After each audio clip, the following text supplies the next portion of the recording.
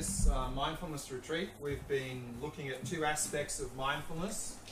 The first one is the aspect of cultivating mindfulness, or in other words, strengthening our mindfulness, improving our attention skills. So of course this is the concentration practice, or in Buddhism often called shamatha practice. And then since yesterday we've been looking at how to then apply that mindfulness to gain insight into the nature of reality. So we looked at these 4 applications of mindfulness to gain insight into reality. And this, of course, is the Vipassana practice.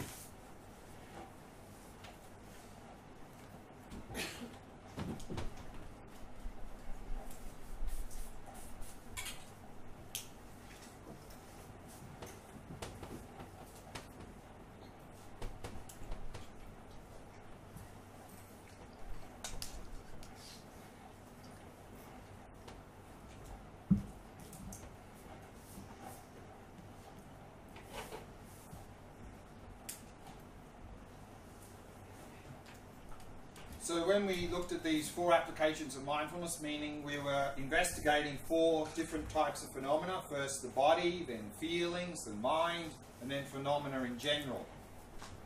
And we were coming to gain 3 insights, which are called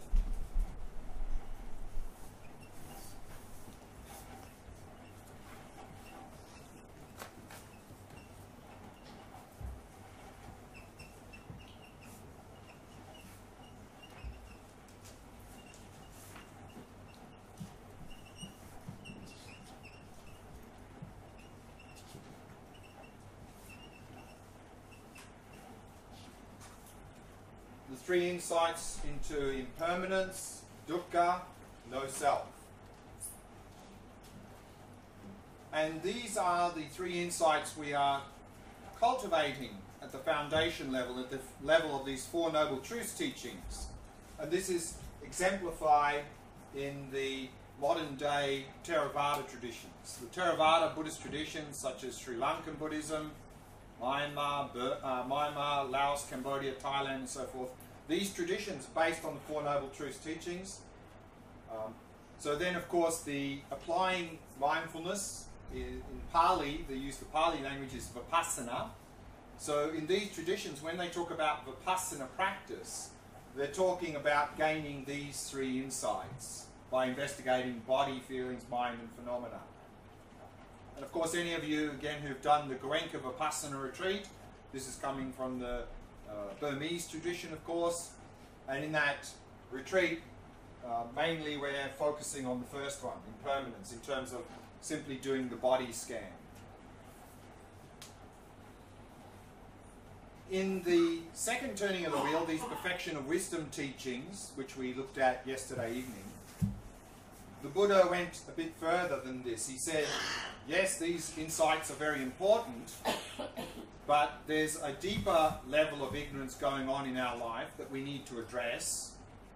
And so then in the Mahayana Buddhist traditions, which come from these teachings on perfection of wisdom, these teachings on emptiness, when we talk about Vipassana practice, we're primarily, of course, talking about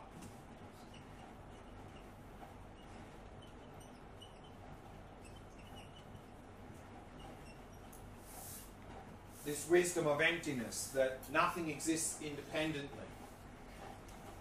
And when we do the Vipassana practice of emptiness, usually in the Mahayana, or often, we begin by investigating the person. Some traditions also emphasize investigating the mind.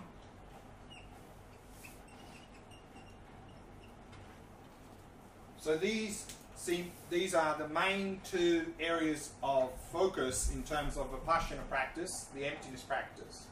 So this morning, of course, before breakfast, we did a Vipassana practice observing the mind, looking for the mind. And so what we're going to do now is an emptiness practice investigating the person. Of course, this is very similar to the no self meditation we did earlier as well. But let's do that practice now, and then talk a little bit more about it after. I have a question. When you say that Theravada is based on the four truths. The what, sorry? The Theravada. Yeah, Four Noble Truths, yeah. You are talking about the non-self Right. that they do relate, okay? Yeah. How do they relate the Theravada to the non-self without the conception of emptiness? Okay. In the Theravada, remember, the Four Noble Truths, there is an objective world. There is, things must be findable for them to exist. Which means, of course, there is a body, an objective body, and a mind. They really exist from their own side. The problem is, on top of that, we add something more. This self, grasping onto self. That is false. So the basis of the self in the Theravada really does exist from its own side. There is really a body there that you can find, and a mind. They objectively exist. That's not a problem. It's only what we put on top of that is the problem. The aggregates. Yeah. So the aggregates exist from their own side. Okay. It's what we put on top, the person that we stick on top of that is this self. We need to get rid of that.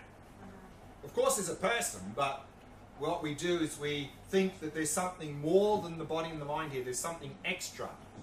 That's the self. In the Mahayana, of course we need to let go of that, but Mahayana go down to the level of the body and the mind, say, well, actually, if you look at the body and the mind, there's no objective body and mind there. So therefore, also that is let go of in terms of emptiness. This is historic development, Mahayana and Theravada, or geographical development? Geographical. Sorry? And geographical and historical. In terms of... Mahayana is later? No, I mean, the Buddha taught that, but it's not so easy to understand emptiness, so he didn't teach it very widely, only to selected people who could appreciate. So the message that sort of really spread mostly first was the Four Noble Truths. And only later, as that idea became more understood and practiced, then it started to spread. So there's geographical and historical. So let's do this practice then.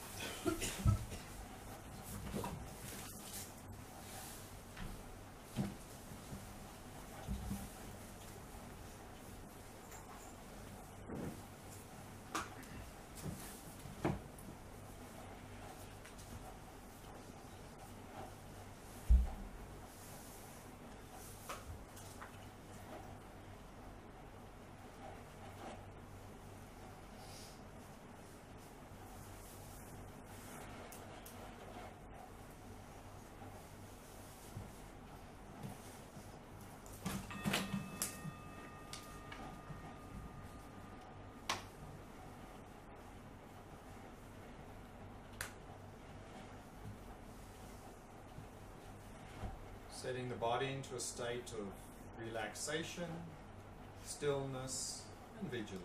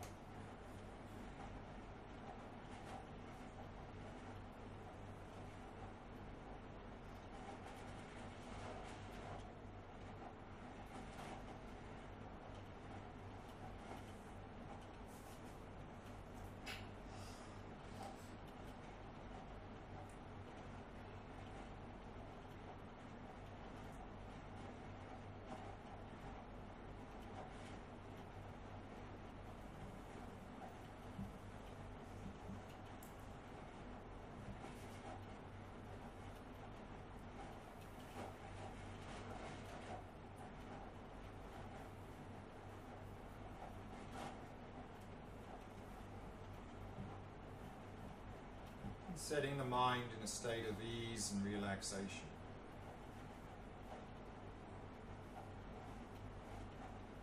Bringing the mind into the present moment and simply focusing on the sensations of the breath throughout the body.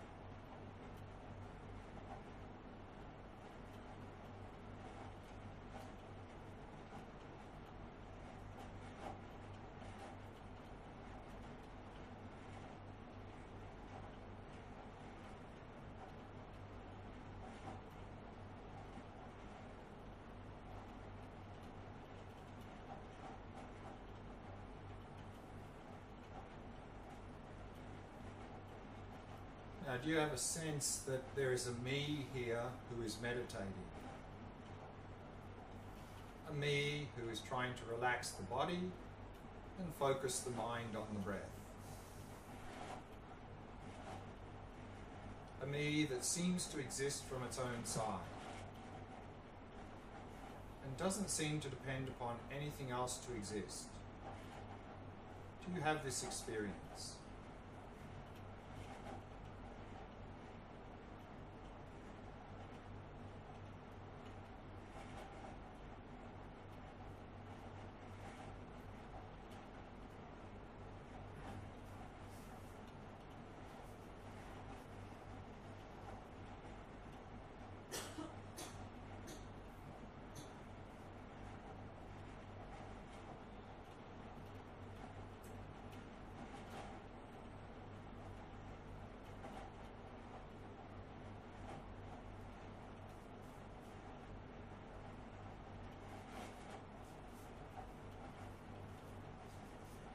If the me exists from its own side, it must be findable. So where is the me who is meditating?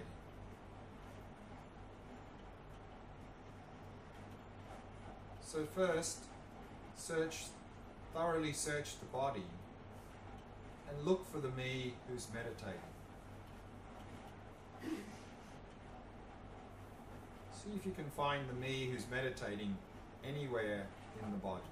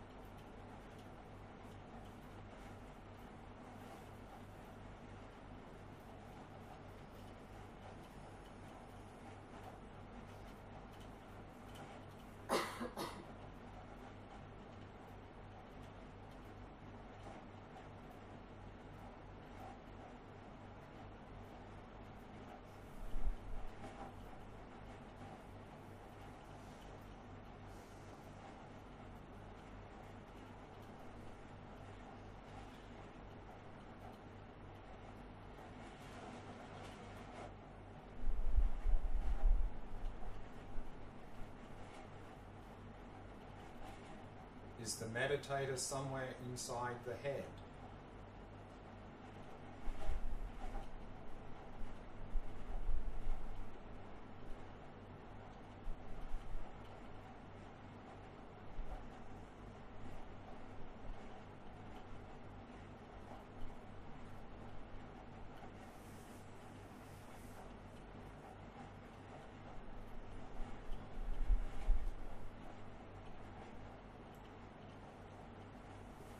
is the brain the me who is meditating?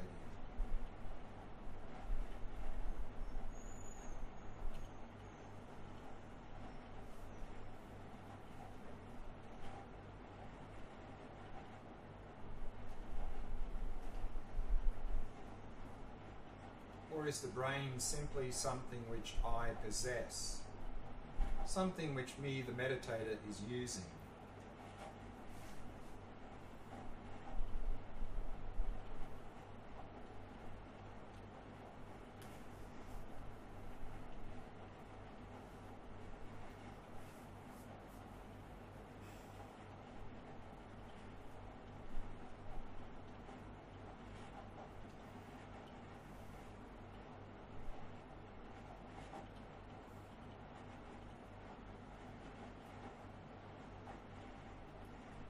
Is the whole body itself, is that the me who is meditating?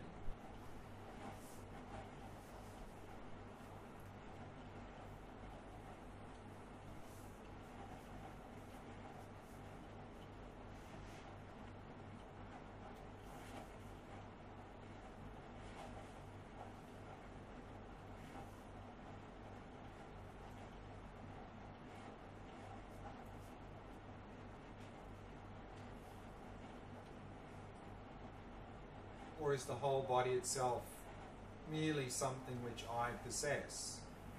Something which me, the meditator, is trying to relax?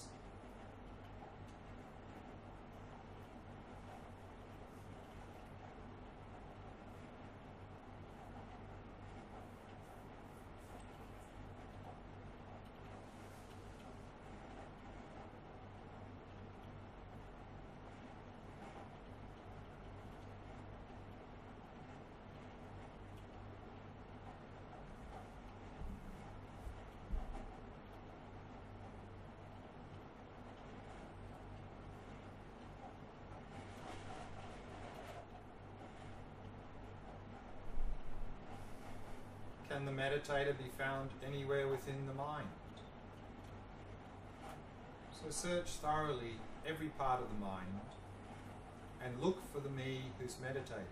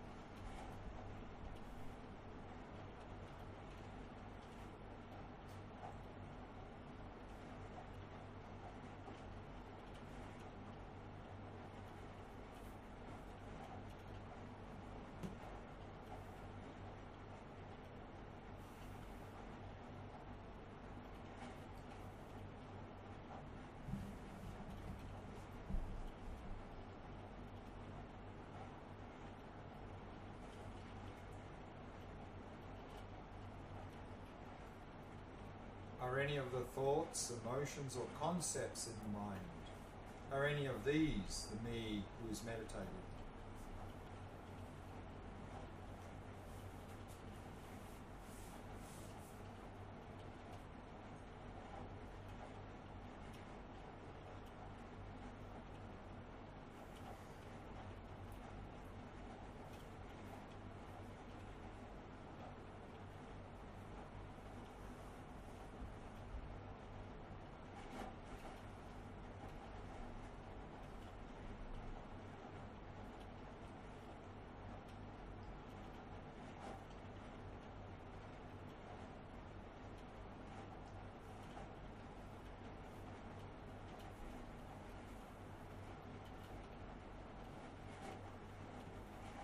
Or are thoughts, emotions, and concepts merely things which I possess? Something which me, the meditator, has?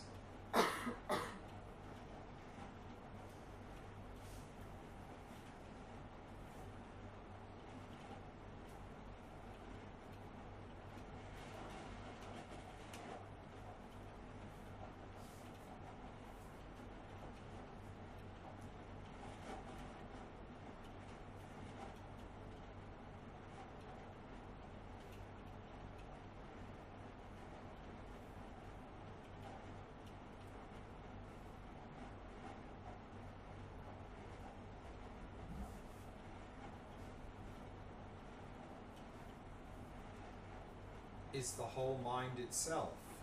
Is that the me who's meditating here?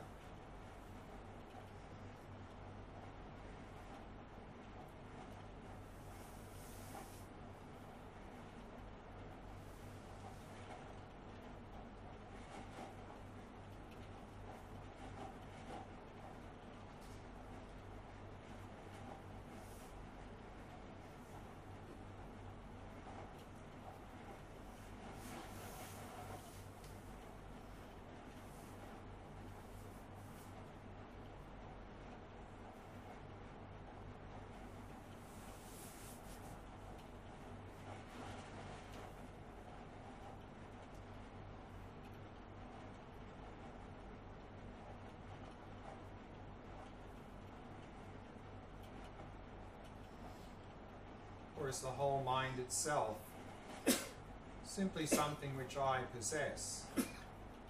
Something which me, the meditator, is using to focus on the breath?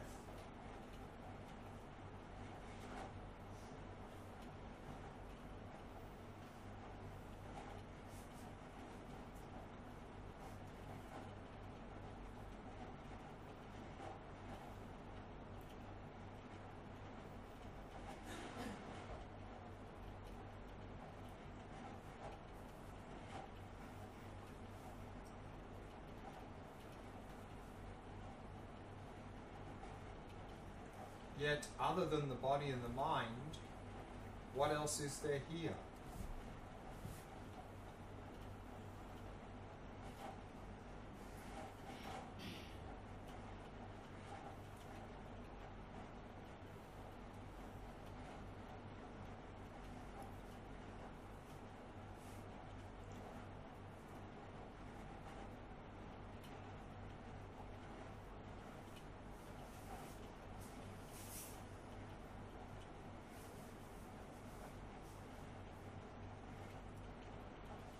If there's nothing more than the body and the mind here,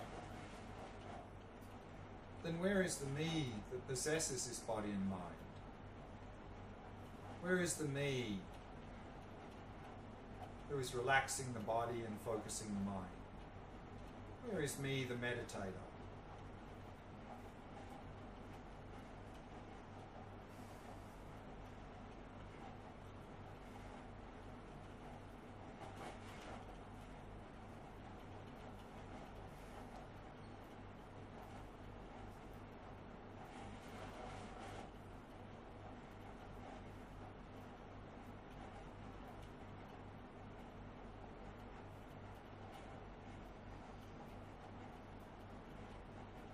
If you don't seem to be able to find that me, simply rest in the experience of not finding.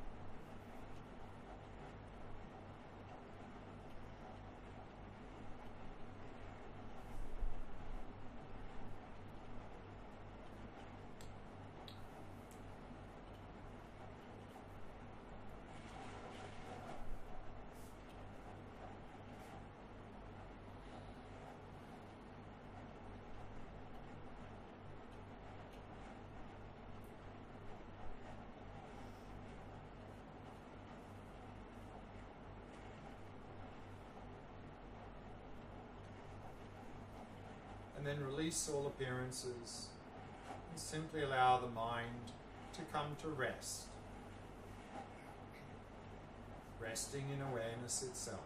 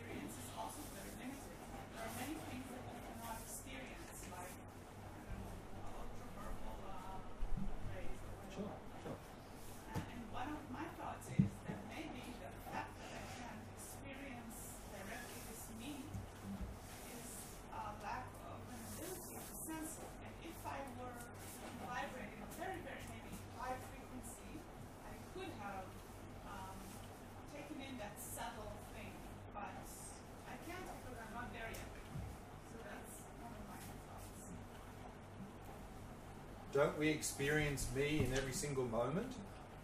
Yeah, the answer, Right, but that's, see, we're not looking for something else. We're looking for, how do I exist? We're not trying to find some other sort of me that may be somewhere subtle. In this practice, we're only interested in this me that is appearing to me all the time, so clear and vivid. How does that exist? That's what we're trying to investigate. We're not trying to find some subtle phenomena in our mind or something. Then we're sort of looking for something else. The practice is simply this me that seems to be here and really seems to exist from its own side. Is that me here to be found? The one that we're experiencing all the time. That's what we're looking for. And of course, to look for it, we need to be very sharp in looking. I mean, the me's appearing, but still, we need to be very sharp in our looking. It's like the analogy of, we're looking for a certain person in a crowded room. We know what they look like, but if the room's dark or our eyesight's not very good, even though we really know what the person looks like, we go, I'm not sure, maybe there, I don't know. So therefore, even though we may have a clear sense of me, to look, we need to be very precise in our looking, very clear in our looking. This is why the shamatha practice is very important.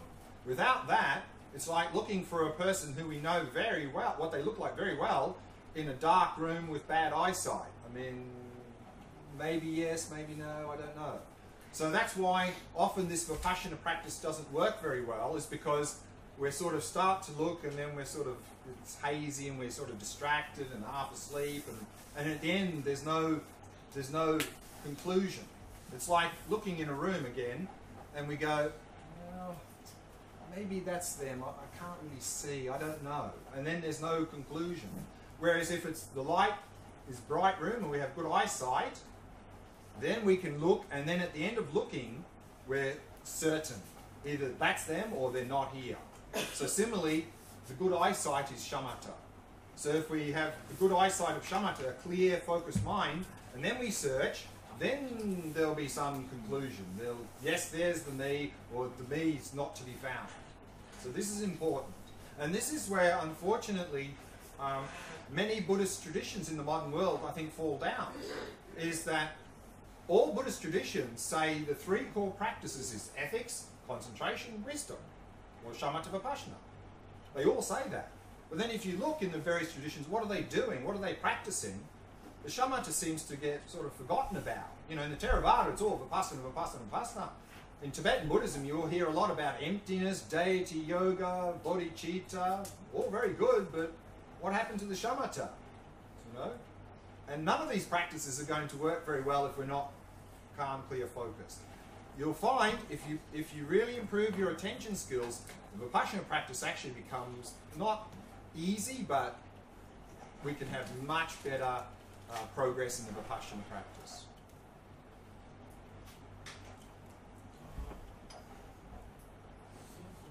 Should mention also, while you always all the time is talking about me, I want to say that you have created me.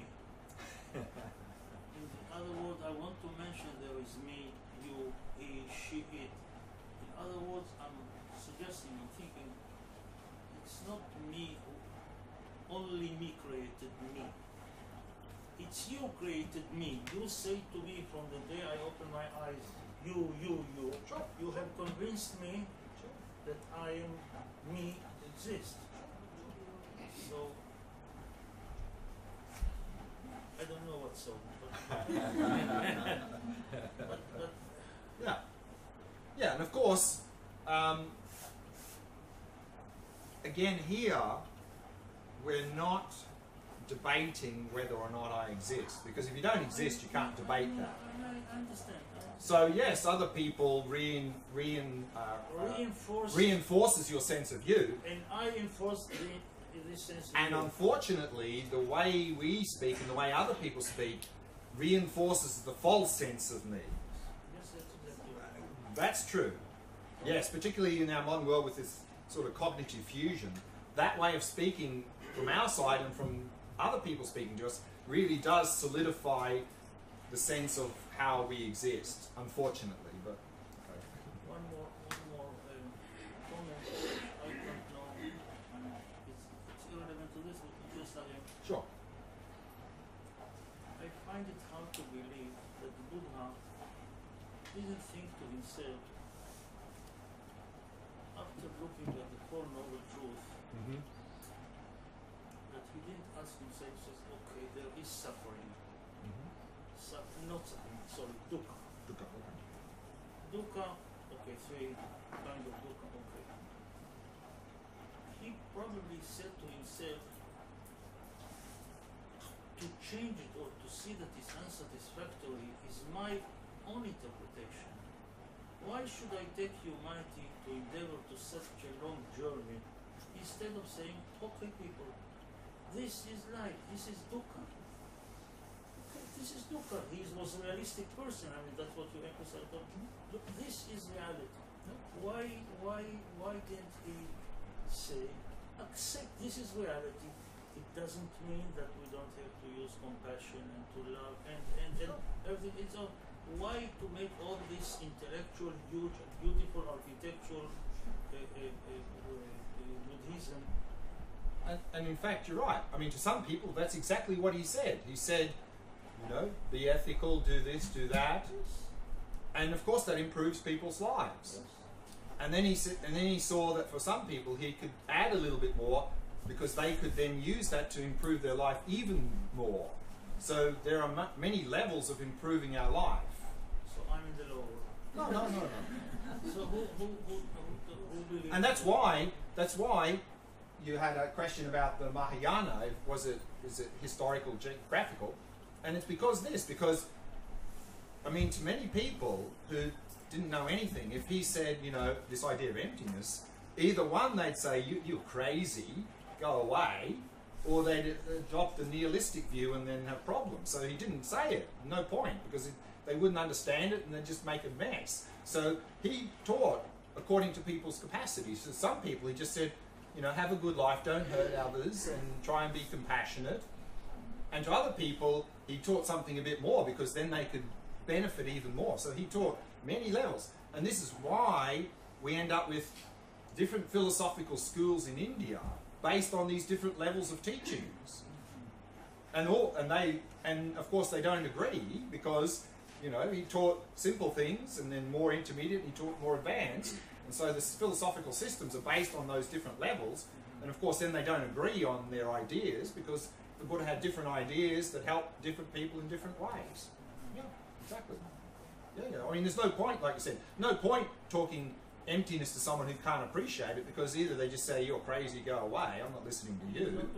It's not helpful. So he doesn't, that's why he didn't teach it to many people, because it's not helpful. Yeah. So you still hope, you have hope. I want to share, I keep on making the similarity and differences between psychology, psychotherapy, and Sure. Buddhism. Sure. And I find the similarity because also in psychotherapy we invite the patient for free association. Sure. And to be in contact with his mind. Sure. And also we in a way we let them I will say something else. Sometimes things in mind are terrified for him, because he feels it out of control. He Sure. doesn't understand. Sure. He Sure. loses track, and the therapist uses his own, like borrow his own mind for helping him in this process. Yeah. So I mean, now the question, what cure? Because if I understand right, in the Buddhism, when you realize that you are the responsible for, I mean, it's not you, it's all our concept, and the ability is responsible for our suffering. It's like we became the one who catch the how do you say that? I mean, we became more responsible for that. We have more maybe feeling of control of our life, and also maybe in psychotherapy also you can say that through this process somebody gets more Sure. Ability to lead their to life in a good way. understand, Yeah. yes, to understand, Sure. to identify, to change. I mean, Absolutely. it's Yeah, of course. I mean, yeah. I mean, whether we're talking Buddhism, psychotherapy, whatever, we're trying to help people to be more self-reliant. I mean, that's the whole idea also in Buddhism. We talk about the guru, you know, the guru, the supposed guru. And sometimes people feel like the guru is someone to worship, and that they'll wave a magic wand and fix everything. This is not the purpose of the guru. If we have this idea of guru, we've got problems. The guru is there to help us to awaken the inner guru. Now our inner guru is very weak, and it's suffocated by mental afflictions and all sorts of things. The job of the guru is to help us to cause that inner guru, i.e. our inner wisdom, to develop, to hold our hand and to help it to develop to a point where we can become more self-reliant, and then we can move forward ourselves. So I think it's a similar idea, of course. And returning to the concept of emptiness. Yeah. And I feel it's hard to me to understand why they use the concept of emptiness when they mean the interdependence. It's like, to me, like oxymoron. I need to understand what interdependence. It's a concept that I can relate and understand. Right. But when you use emptiness, Yeah. that Yeah. in the same level, it seems that there is a Right. conflict between the two Yeah. concepts. Exactly. It seems I can grasp it. Exactly. And to fully appreciate dependency, interdependency, dependent arising, we have to go through the route of emptiness. And emptiness is a negation. What is negation? Negation. And empty is a negation, meaning things are not like this. Another way of saying that is now we believe in duality. There's me here, world there. You know, there's subject-object duality. To appreciate, and so emptiness is non-duality. There's not me, you, separate. So that can only be directly understood through, you know, often when we talk about emptiness and non-duality, that, you know, there's not two separate things. Often, mistakenly, you'll see in Buddhism that everything's one. One is dualistic talk. You can only have one if there's two. And that's how we understand dependency. Everything's one. But emptiness So, yeah. suggests that there is nothing exists there. No. I'm coming. It doesn't suggest that at all. It's emptiness is saying things are not two. Not two? Not dual. There's no. So emptiness is saying there's no me subject-object duality. So another way of saying emptiness is there are not two separate things. Not two is empty. Empty means not, negation. So emptiness means non-duality. There's no duality. That everything's empty of being dualistic. And so if we can appreciate that, from that, then we appreciate dependency at the deepest level. Because now, often our idea of dependency is